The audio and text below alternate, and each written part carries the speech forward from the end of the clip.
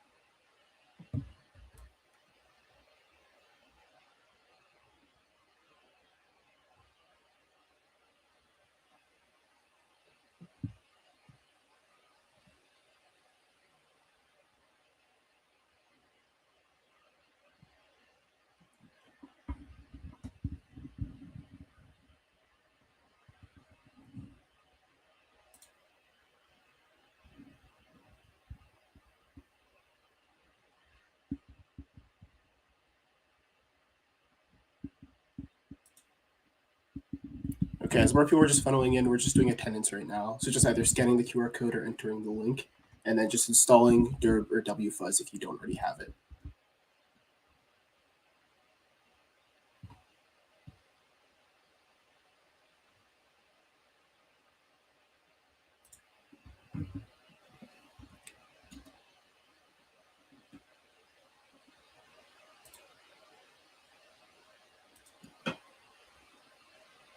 Okay, I'll give about 1 or 2 more minutes for this, and then we can actually get into the workshop.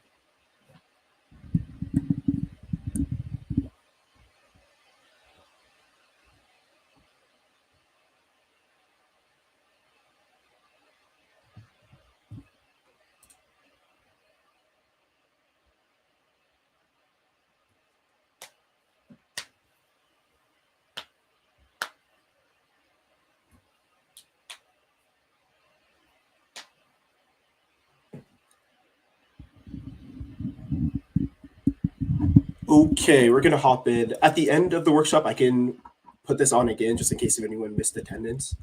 But for now, I think we're just good to start. Okay. All right, so the first thing we're gonna do is go through a short little introduction. This is just gonna be required tools, what this workshop actually is, and then what the workshop's not, and some warnings. And yes, let me get the link for you right now and I'll post it in the chat.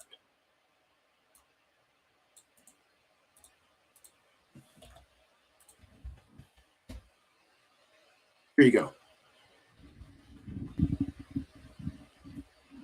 All right, there you go. Okay, so the first thing is our required tools. So I'm personally using Kali Linux for this, but you can use any other version of Linux. And then we're also going to be using Derb and wfuzz, and those are just 2 different fuzzing tools, but you can kind of use them like either one you want. It's not exactly strict to which one you have to use.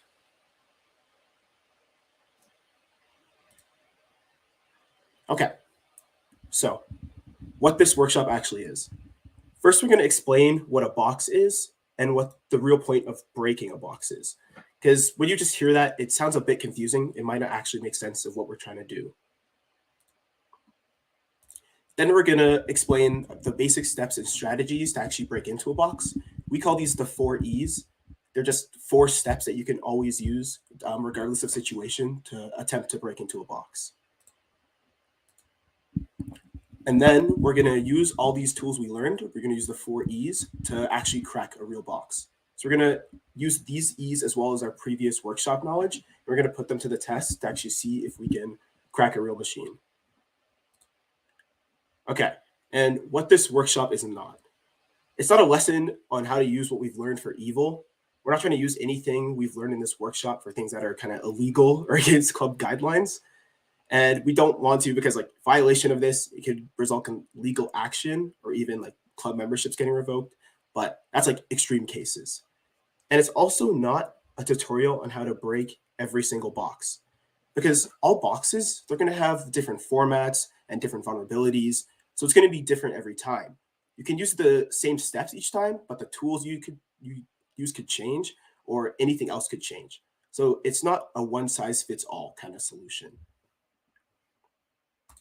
But just to reiterate, kind of in all seriousness, you don't want to go against the code of conduct because your membership will be revoked.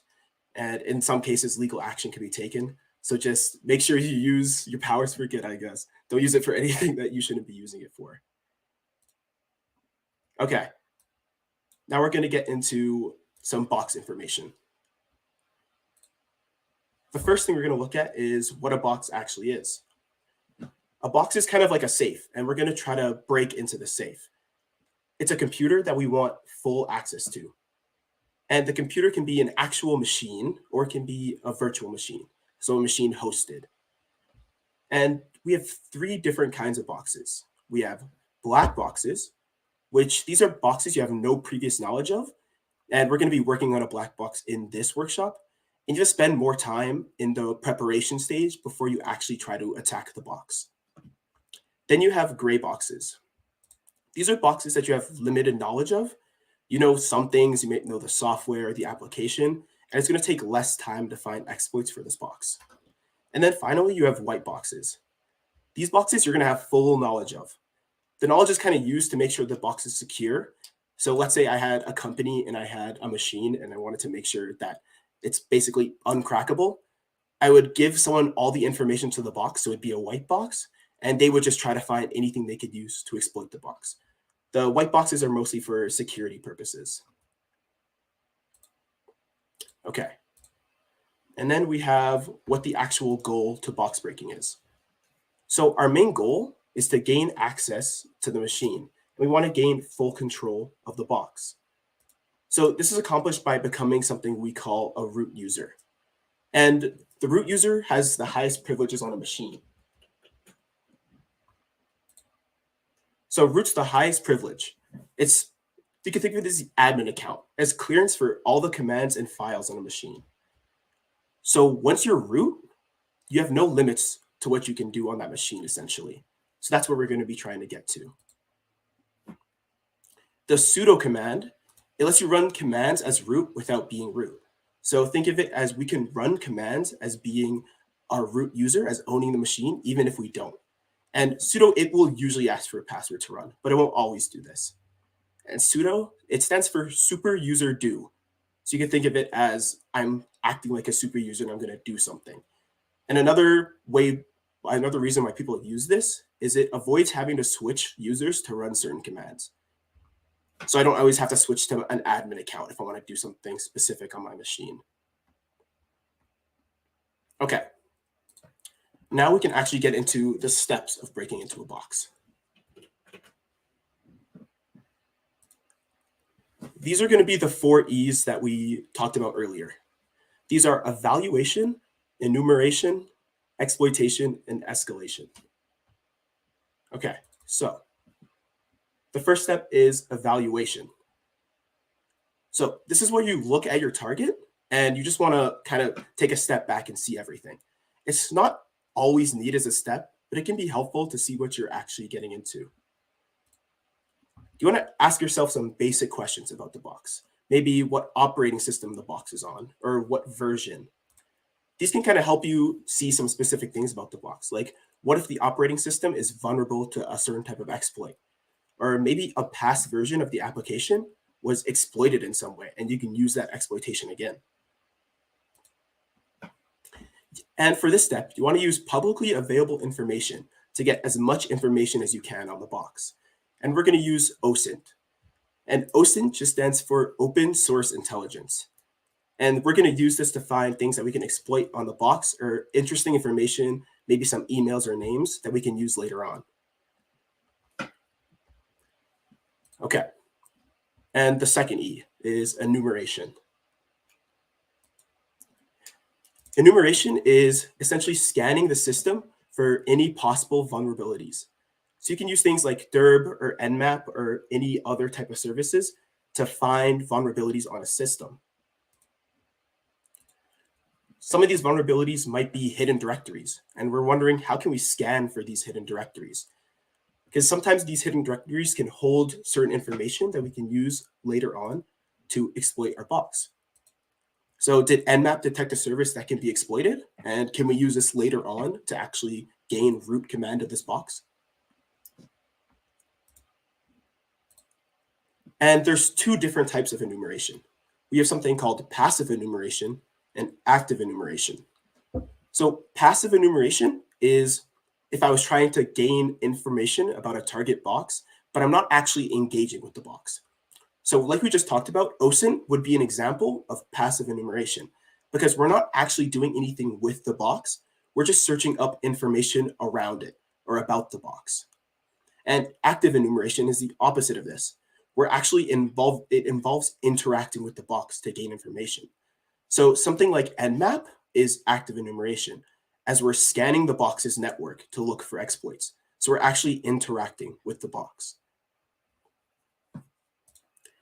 Okay, so I'll give some information about the box we're actually going to be breaking into in this workshop.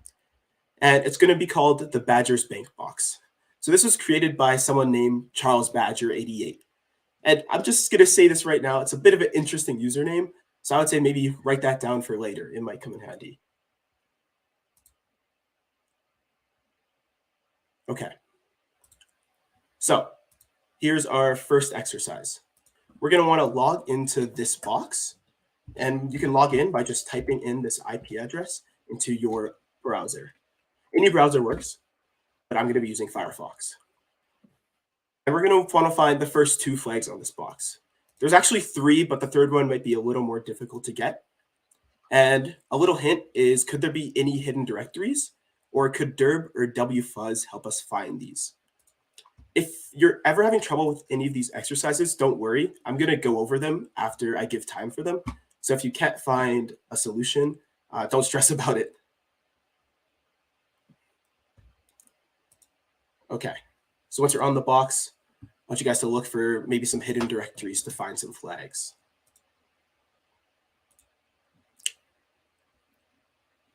I'll give some time just so everyone can get on the box.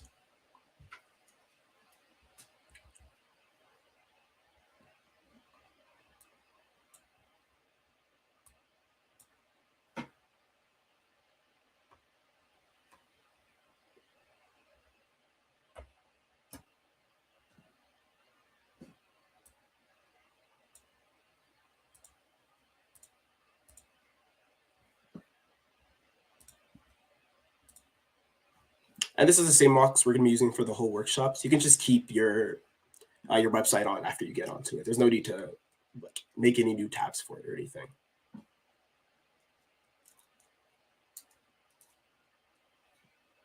And I also have some hint slides. So after a few minutes, we can start going through these hint slides just in case if anyone needs some help getting these down.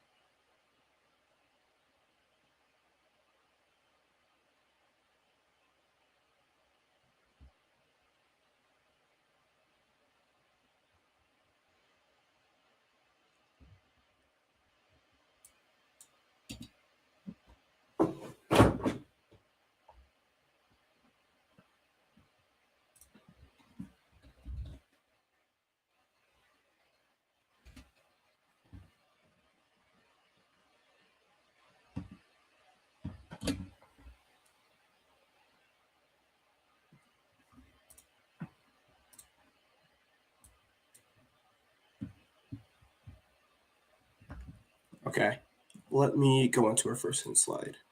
So if you just forgot, if you want to remember how to use dirb, you can simply just use dirb, the URL base, which is going to be our IP address, and then our word list path. So you can use small, medium, big, or there's different ones like common, or there's also a directory one. And there might be a slight issue with entering flags right now, so just save them, and then you can enter them in a little bit once we get that fixed.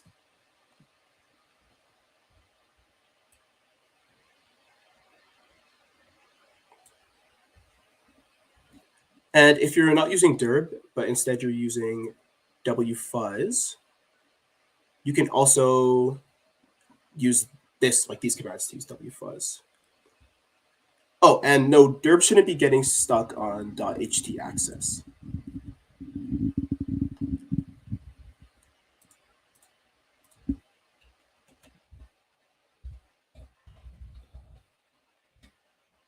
That should just return a 403.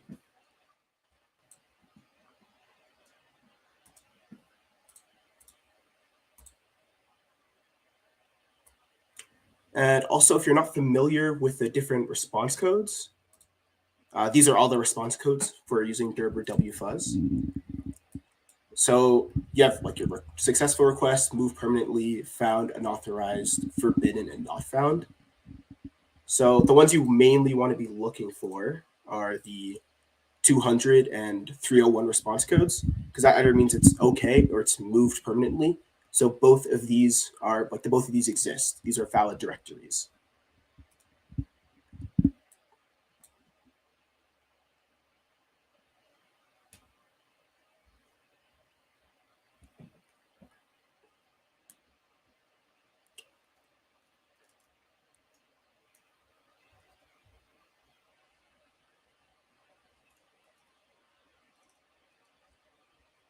I'll give a few more minutes for this.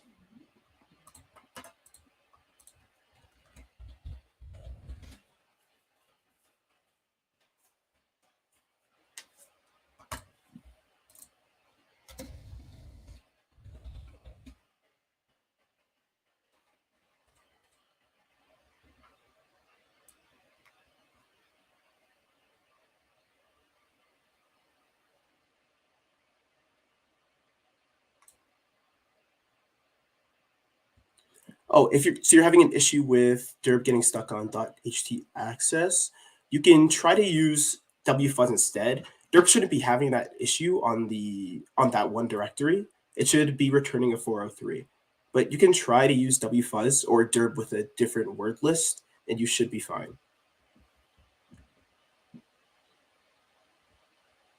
Because all three directories for this are fairly common.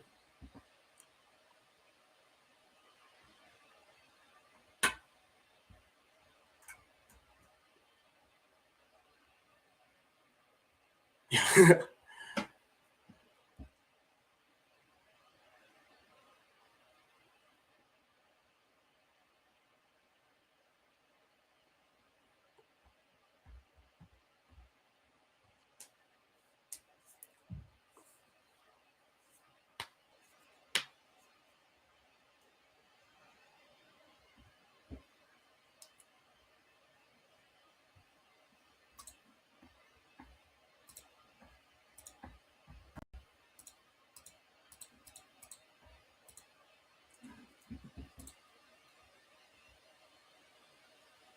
Okay.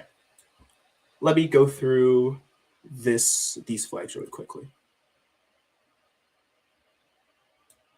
All right, so if I go to my Badgers Bank, we just have our IP up here. It's just on the main page. So you can run, oh yeah, you're good, Haxer, you found 3. Okay, so you can run any of these different DIRB word lists. If they're all 3 common words, but if I show mine right now, at the top, I just run DIRB and then my IP address for the website. And then I just used big.txt, but really common works as well. So if you ever receive something like a 200 or 301, you know this exists. So you see notices gives us a 200. So if we do /notices, we get a flag. And then we also see that robots.txt gives us another 200. So we're going to try that as well. And that gives us another flag. And since I used big here, the third one doesn't show up, but the third one's actually in the common word list path. But because the common word list path takes way less time. So if you actually see my start time right here, it takes a good while for big to actually enumerate through every single words it was generating. So the third flag is just in our .hidden directory. So we come here, we have parent directory, and then flag.txt. And we can just click on that, and then we get our third and final flag. The first 2 are the easiest to find. The third one's a little harder, which is why I only mentioned the first 2. But it seemed like some people were actually able to get all 3. Okay. Oh, okay. The flag issue is good. So you guys can actually submit your flags now through the Orchid bot on Discord. Okay.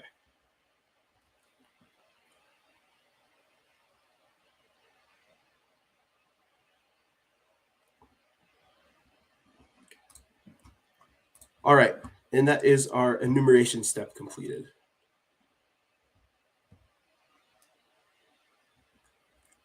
Okay. So now we're going to actually move on to our exploitation step, which is personally my favorite. Okay. So the first thing I want to say about exploitation is that the exploits are actually pretty difficult to find usually. They're not always just like in plain sight or anything. They're going to take a while to actually find to use. So we're going to want to use information from our last 2 steps in order to actually exploit the box. So we're going to use our evaluation and enumeration steps. So if we found any weak previous versions, or if there's a non-secure login system, then we could use these to actually exploit our box. So always make sure to use what you found from the evaluation and enumeration steps, because a lot of helpful things can be found. Some people jump straight into this third step, and then it takes them an insanely long time to actually exploit the box. But the first 2 steps can cut this time down exponentially.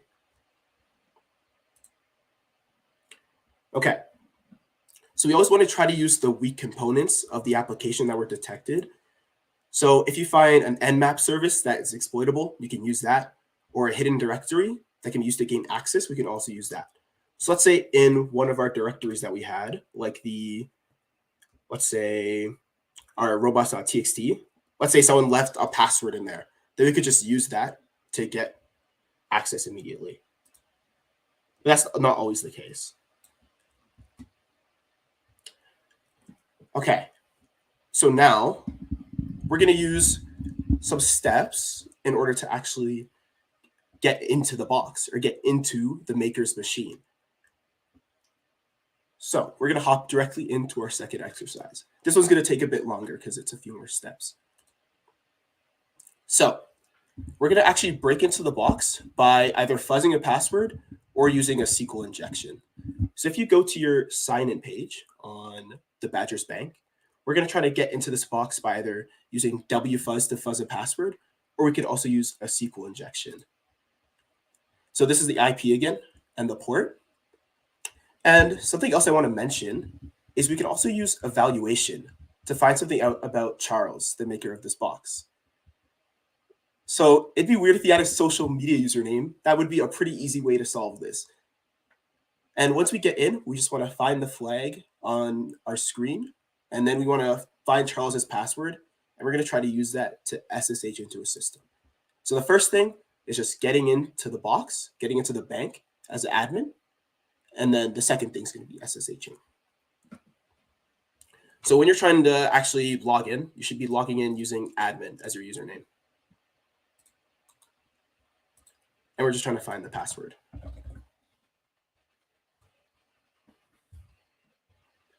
And this is where something like that username I talked about earlier could be used.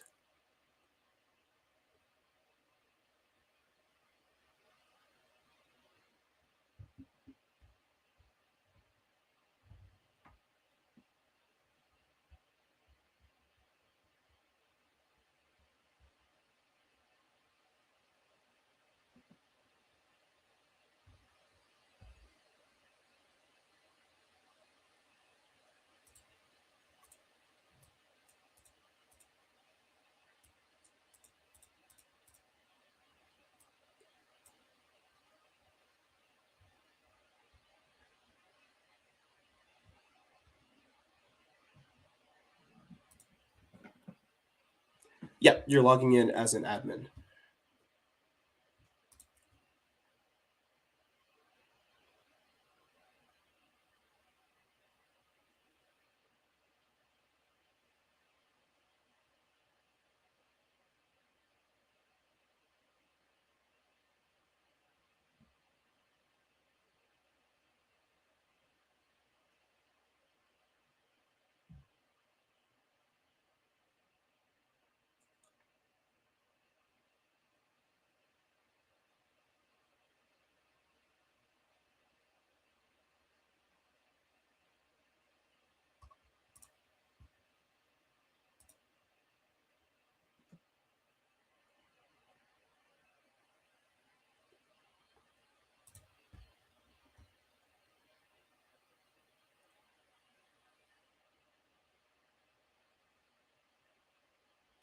Oh yeah, you could just use SQL injection.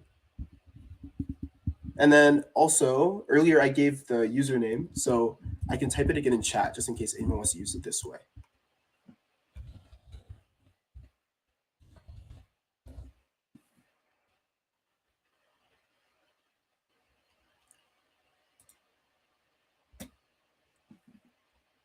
Okay.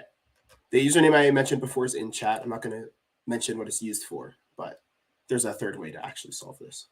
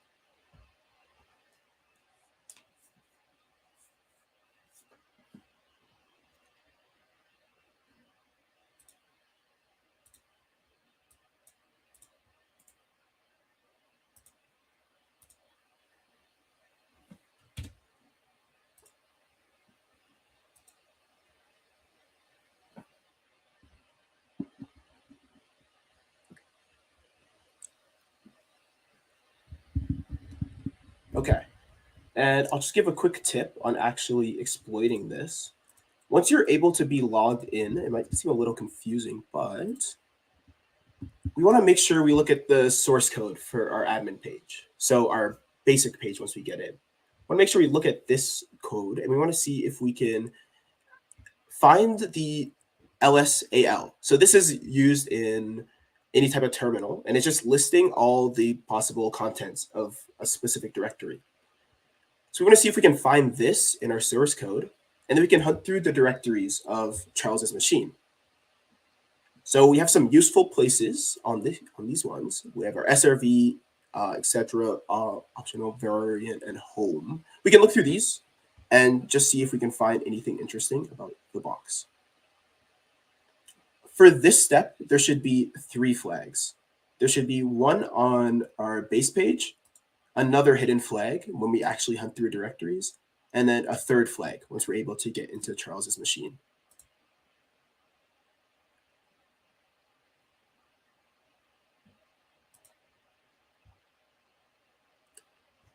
But these are the directories we should be looking at after we actually find the LSAL.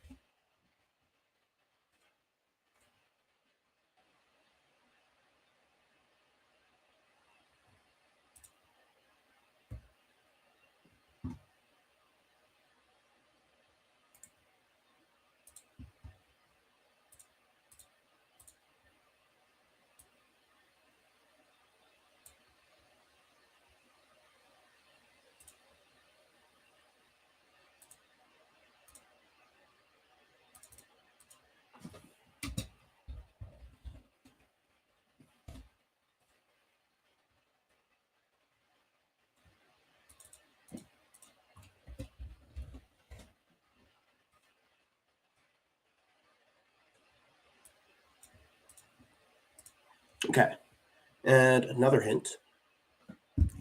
A newer website developer, they might forget to encrypt or hide important information, and that could be in their backups folder. So we should try to find their backups folder. So it can have things ranging from forgotten weaknesses all the way up to user passwords. So whenever you're breaking a box, a backups folder is always like it's always worth checking out. Even if there's nothing there, it's always worth to kind of look at.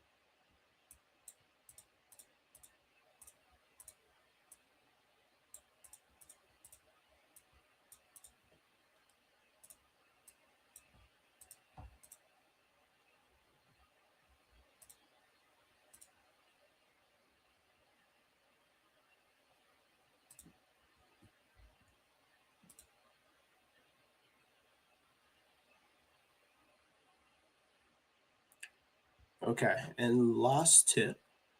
After you find a useful directory or file, I should say, make sure to use cat to actually print out the files that may be helpful, to actually see the contents of them.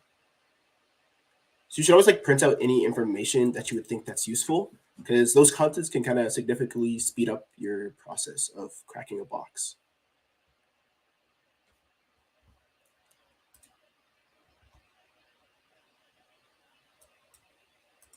No, the admin password's a different one from the SSH user password. We're trying to find the SSH user password in the actual box.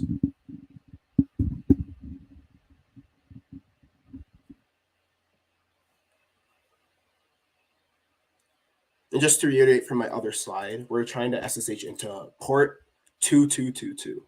I'll just write that in chat.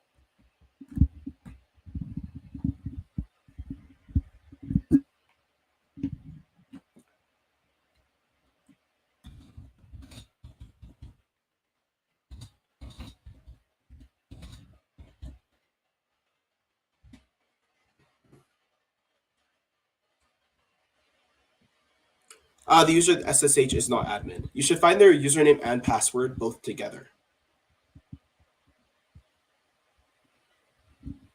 So just make sure you're looking in one of these specific directories, and then we might want to look in their backups folder.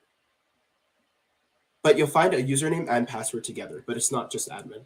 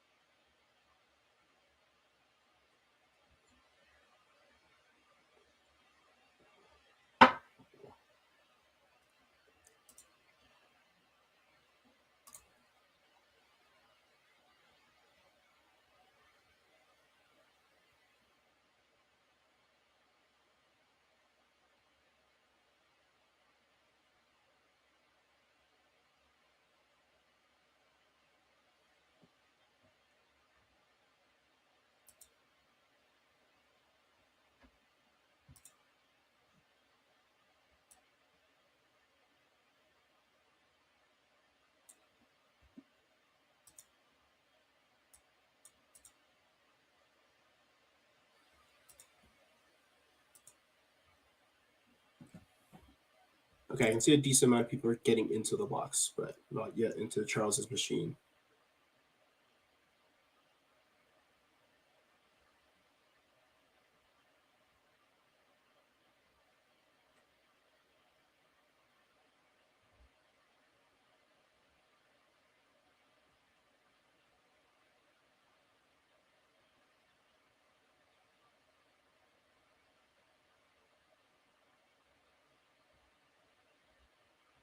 Okay.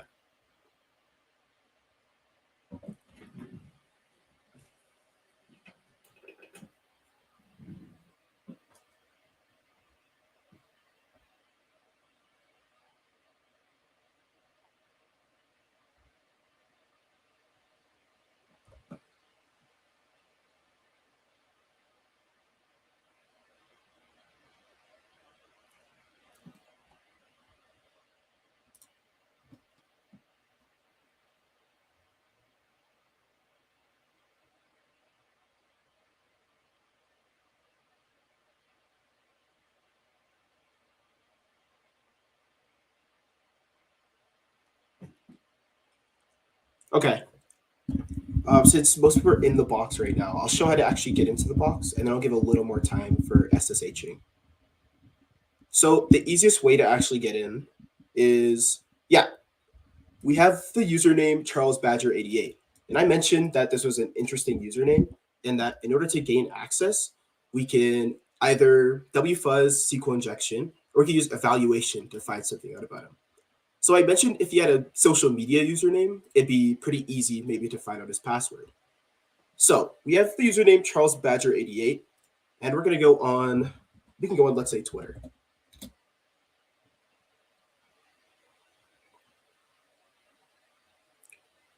So you visit Twitter, you don't need an account to just search up for names. But then we're going to input his username. We'll search for Charles Badger 88. And we're going to look for people. And look, he's right, first response. So let's click on his, see if we can find anything about him. Okay. So we can see his bio. He says he loves Star Wars. Super rich I am, pay taxes I do not. We can even look at his first tweet. New Star Wars game announced, super excited to play. So if we look at his bio, he's saying he loves Star Wars. So maybe that might be important. So let's see if we can go to the bank. We're trying to sign in as an admin. And let's just try Star Wars. Oh, look at that. We can immediately get access into his account. That's, yeah. People usually forget about the OSINT route, but a lot of it can actually, like, it can make the process way easier. SQL injections and fuzzing can work too, but just using OSINT can speed up your process very fast. Okay. So now you guys know how to actually get into the box. And now we're going to be trying to find out how to get into Charles's machine.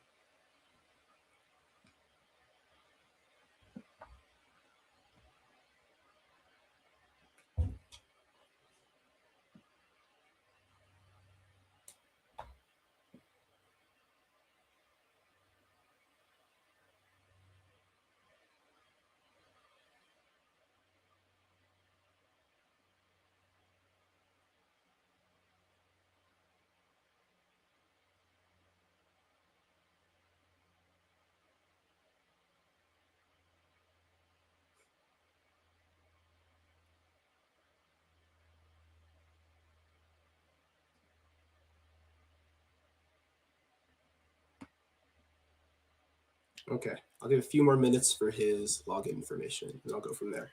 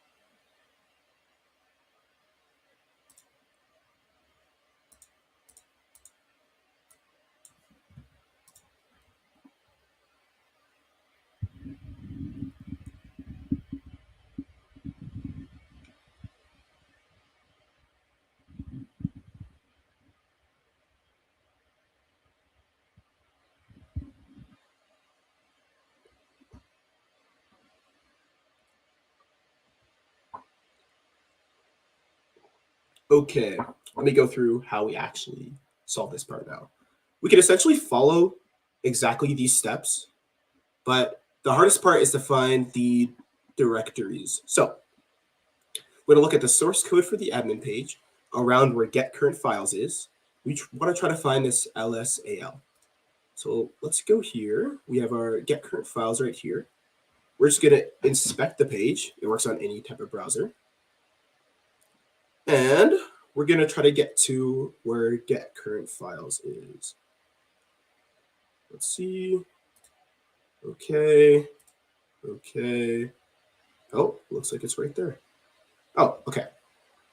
So now we have our LSAL. So on this page, I said we should hunt through these directories. And then I mentioned we might have important information in our backups folder. So we want to get to our backups folder. Right at the end of this, we're just going to add a first directory, our op directory. We can run. Then let's look at these. Okay. Oh, there's our backups. And we have clean cache, license, and start SSH. So now let's try to get into our backups. So we were in /opt, and then we want to get into our backups. And now let's run this. Oh, and we found a flag, and then pw.text.back. What could PW stand for? I'm thinking password. So let's actually print this out. And to print, I mentioned we should just use cat to print out any interesting information. So instead of LSAL, we're going to get rid of that, and we're going to cat opt backups, and then pw.txt.bak. And there we go. Our output is a username and a password. We get Charles for the username, and then applesauce1 for our password. Okay, so now we have the information to actually SSH into his machine. So we're going to pull up, and then we're just going to SSH. So SSH, we have Charles at our IP address, 157.230.180.160. And it's at port 2222, like I said. Okay, so now it prompts for his password. We have it right down here, applesauce1. And now we have access to his machine. And then whenever you get access, we can just look in here, because I said there was 3 flags, but we've only found 2 so far. So let me just ls, and look at that. That's our 3rd flag. So essentially, we log into the box. The easiest way is to use OSINT for his password, which is just Star Wars. Then we manipulate the source code in order to find out some information we're not supposed to. We access his backups folder, and then we cat out his password. And we get his username, Charles, password, applesauce1. And then we just go here, and then we just SSH into his machine using his password. And now we're in Charles's machine, but we don't actually have root privileges like we want yet. But that's for our fourth step. This is our exploitation step right here. Okay. So now we want to get onto our fourth step and our final step, which is escalation. So once we gain access to the box, like we just did with Charles, we're trying to raise our privileges. So can we go from a normal user like we are now to a root? And the path to the root flag is /root/flag.txt. I want you guys to remember this. I'll type it in chat really quickly.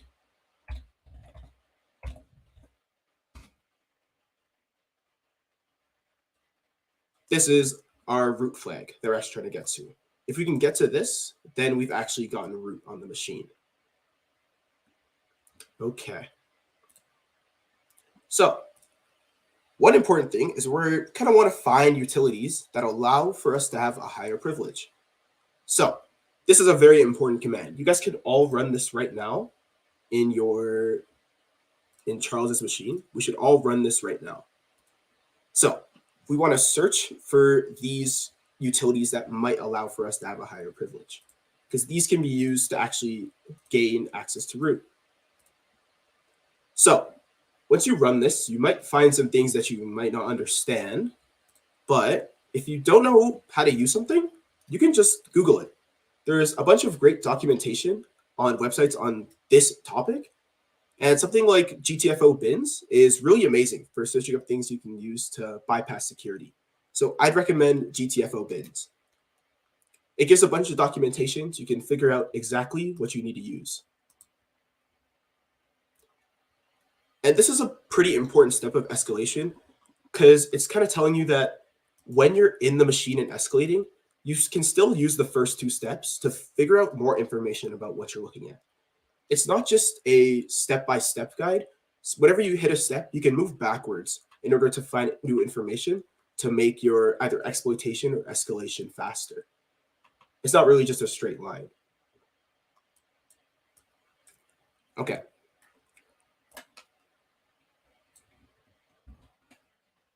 So I'll leave this command on the screen for a little longer, just for you guys to type in. And then I will also type it in the chat, so you guys want to copy and paste. So we should just use this once we're inside Charles's machine.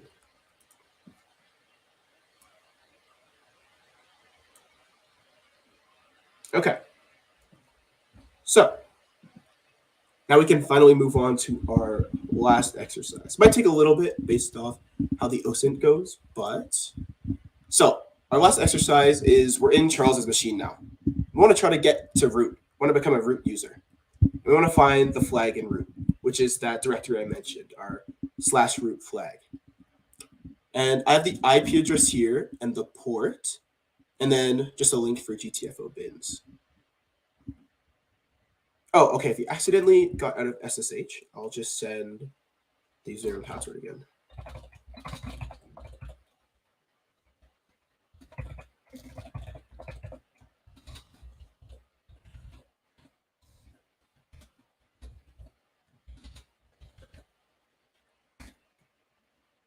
There you go. Username, password, and then the port that we should be using. I think it's spaced a little weirdly, but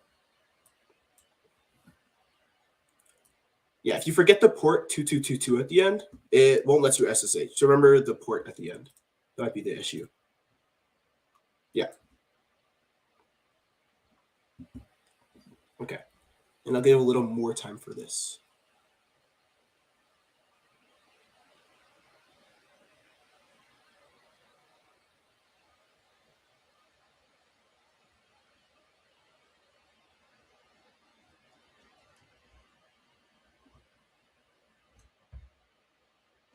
Let me fix that for you.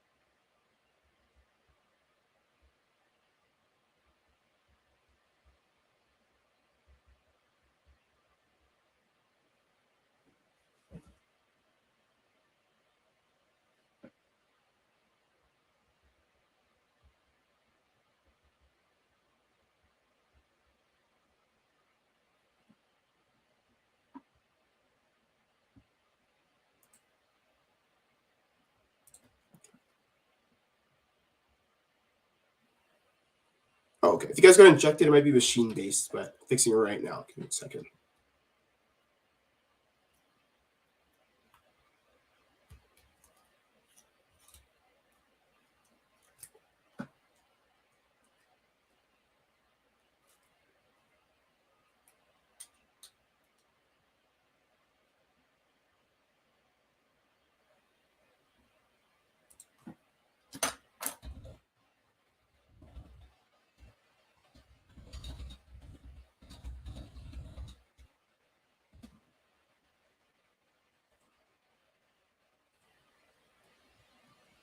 Oh, I see. Okay, yeah. We'll fix that really quick.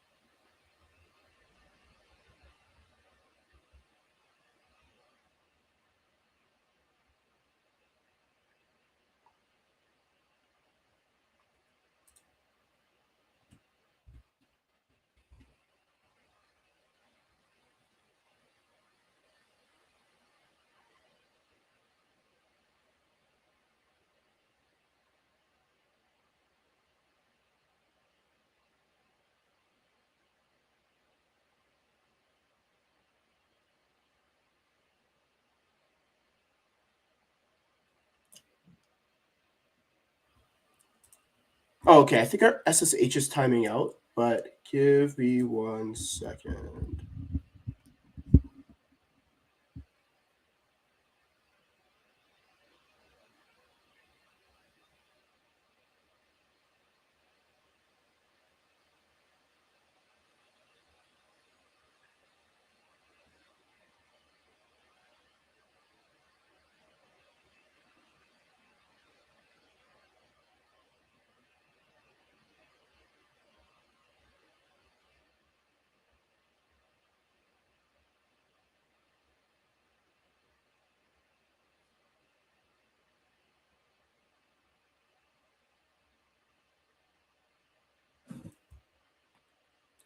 Oh, yeah, that could definitely be an issue if everyone's logging at the exact same time. We'll put it right back up. Give me 1 sec.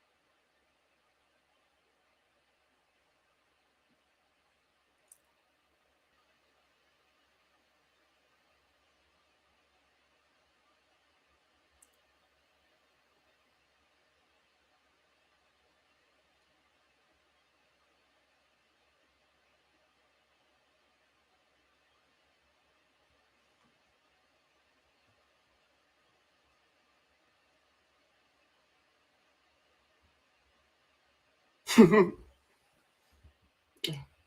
let's get this.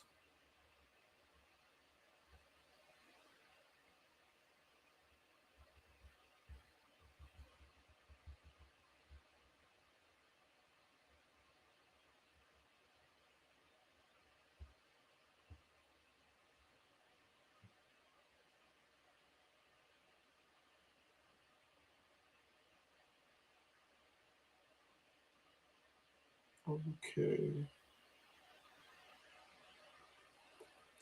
Okay. I could talk about the solve really quick, and then once we get it back in, we'll go from there. Okay.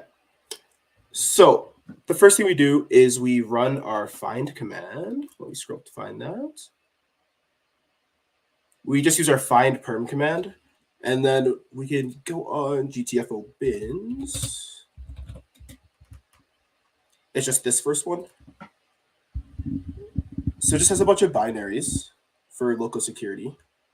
So we can actually just go down our list, and then we have a few nice ones. Like there's sudo on the list, there's find on the list. So if we just go through a few of them, let's say we go to find. We can just control F. It doesn't really matter. So we go to my find. So we just want to read about documentation on every single one of the perms we're able to find. So the first documentation, it just says, can be used to break out from restricted environments by spawning interactive system shell.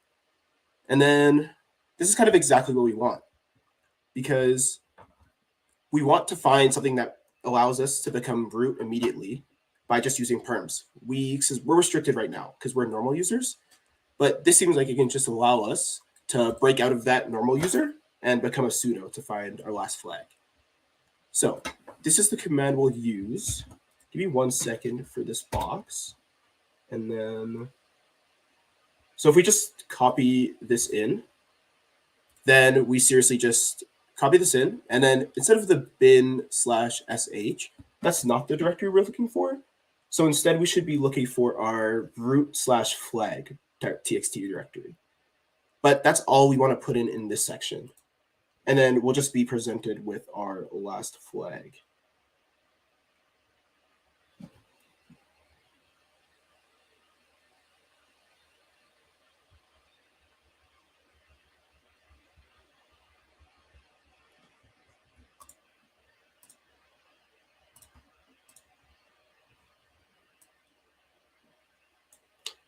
Yeah, I think the main issue with the box right now is traffic. It's taking a while to respond, which is why you guys might be timing out for your SSH.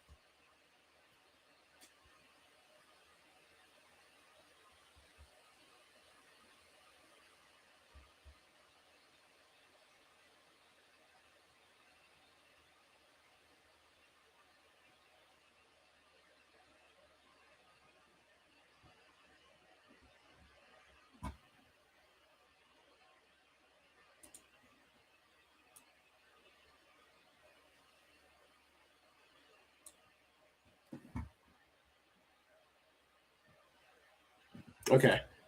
I'll move on towards the end of it, and then afterwards, if we're able to get this back, I'll actually just show how this is supposed to work. But that's just the actual way you're supposed to do the exploit. You seriously just use the find perms, and then you use find. You want to always replace this with what you're looking for, which is the root in our case. And then after that, you should just get your root flag. Okay. So GTFO bins is usually the most helpful because it's actually about exploitation rather than just documentation. Like it's actually like bypassing security. So that's why it's the most helpful, because it won't have all like the fluff that others will have. Okay. So one important thing to remember is when you're trying to get root into a machine, you want to use like the /root location. And for us, we're using /root/flag because we're looking for the flag in the root directory. And then if you're ever having trouble with these, we just find utility commands using our find perm, as well as its documentation on GTFO bins to print out what's in our root flag rather than our bin/sh. Okay, so one important thing to note is that the escalation step will always require more enumeration and exploitation. So you guys see how here we didn't just escalate directly from Charles's virtual machine. We actually had to look at documentation again. So we actually had to do more enumeration to figure out more stuff about exploiting the box. So we always want to move back to our other steps to help us. We never want to just move in a straight line while exploiting. And then once you find useful information, you always want to use what you've learned about exploitation to escalate your privilege. So it's not just about having this information and not knowing what to do with it. You also want to use what you've learned to use this information. So going back to our login example, when we just used his Star Wars password, if we just found this and find Star Wars, some people might not know what to do with it, which is why we should use our knowledge of thinking, oh, he likes Star Wars a lot. Maybe he would use that as an admin password for his website. And that's why we could go on his website and use it as an admin password. So it's more than just finding the information. It's about actually knowing how to use it in order to exploit these boxes. That's the most important part, I think. So always make sure that you have the knowledge to kind of back up what you can find. Because even if you're always able to find this cool information, oh, maybe I can exploit this, maybe I can exploit this, you might not know how to use it. Same thing with our last step. You might be able to find your find permission on GTFO bins. So you'll be able to find the information, be like, oh, I can just use this. But you might not even think to switch out the directory. You might just try to use bin/sh, and it won't work. So an important thing to do is you should use your knowledge to think, oh, but I have to get to our root.flag, I have to get our root file to get to the flag. So you actually want to switch out that information. So the OSINT is very helpful in figuring out the information, but you have to use your own knowledge to use it, which is why exploitation can be fairly hard sometimes, as some people are good with the actual process of getting the information, but not too great with actually using this information.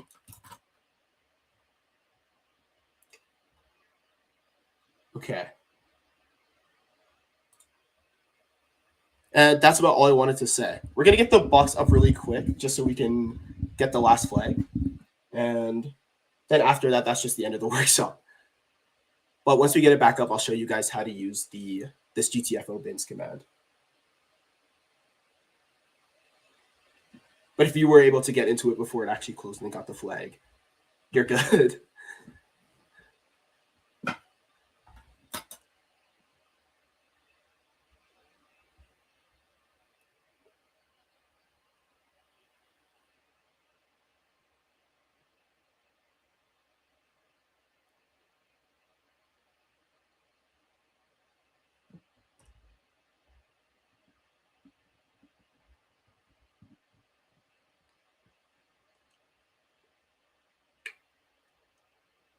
And while we're waiting for this, I just want to go over one thing that might have caused confusion is during our derb step.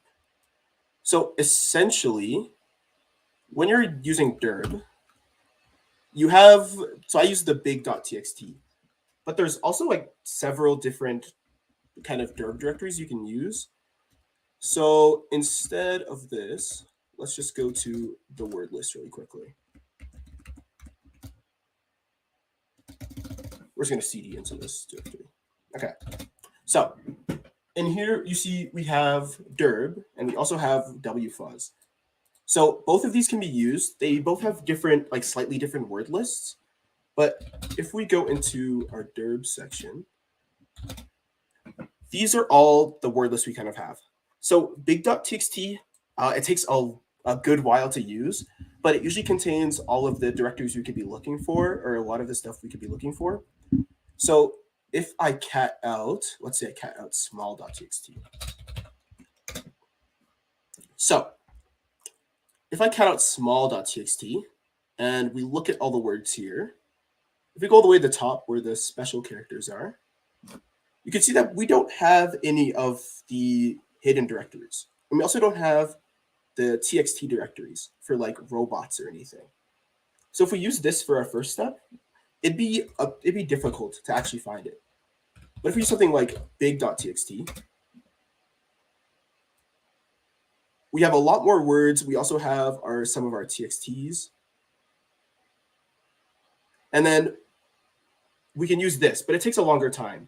So the trade-off you're really looking for is time versus effectiveness. If we use big.txt, it's going to take more time to exploit, but it's going to be a more effective exploit versus we use something like small. So it's all about kind of managing your time and managing what you have to do.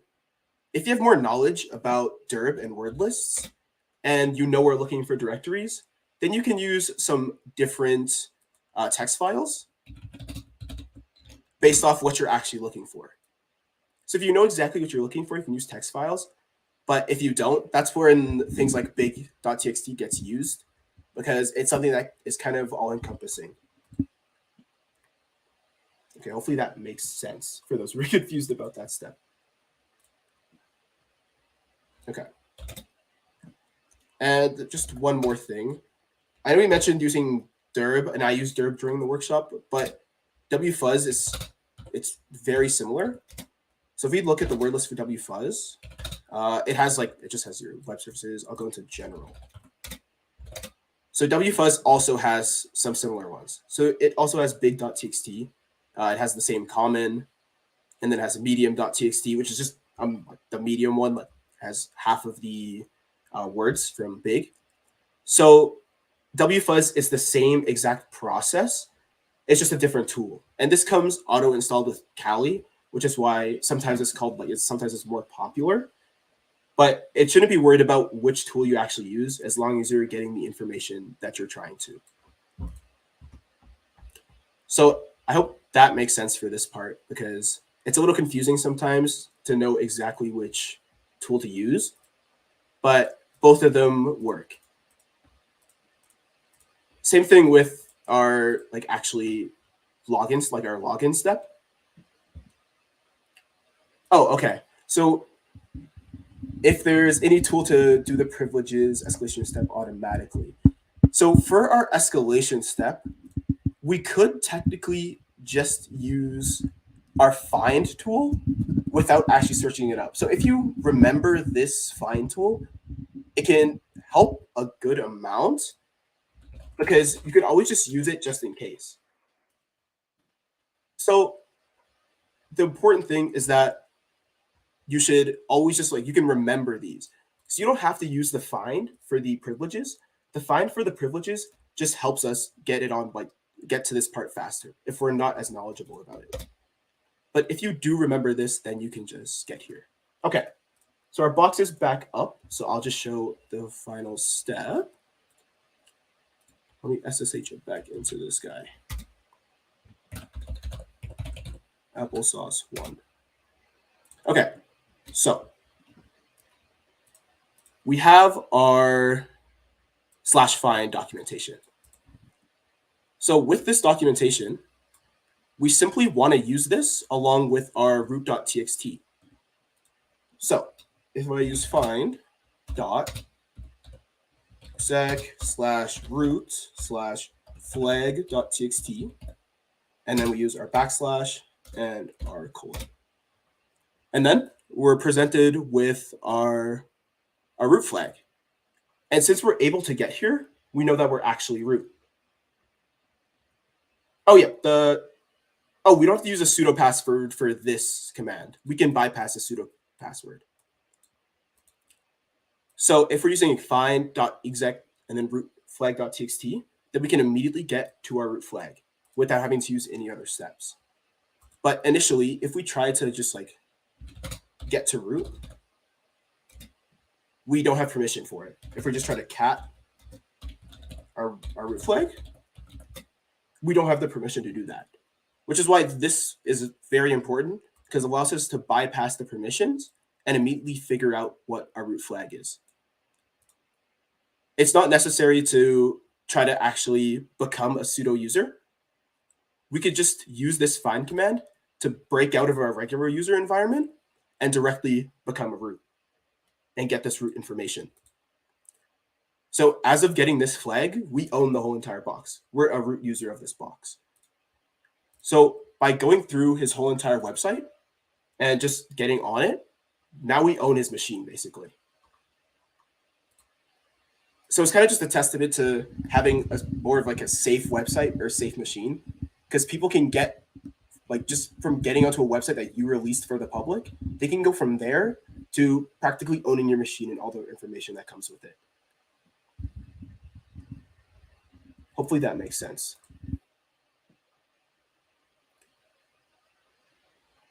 Oh, and for Derb versus Dirtbuster, Dirtbuster is a little faster, but sometimes you encounter more errors with it, and Derb's more like simplistic, which is why Derb is kind of talked about more overall.